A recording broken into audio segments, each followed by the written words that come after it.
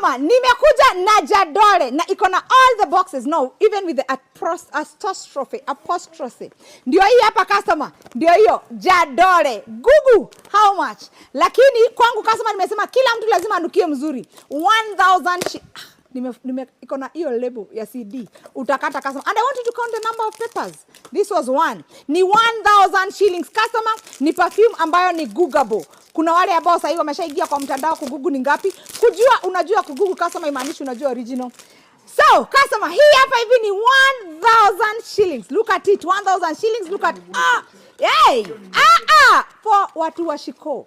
Angalia customer packaging. Tafadhali ukienda look at all the angles ya hiyo yenye ilikuwa hapa. Hii inapakagwa na Rihanna. Na sasa wewe kama customer wangu, hii ni 1000 shillings. Iko Superior, iko Hazina Trade Center, hiyo duka hapo ya lifestyle na makaratasi sijamaliza customer. Angalia, niliweka zote kwa ubora wake. So for 1000 shillings customer, you can Google everything about it. Iko na website yake hapa.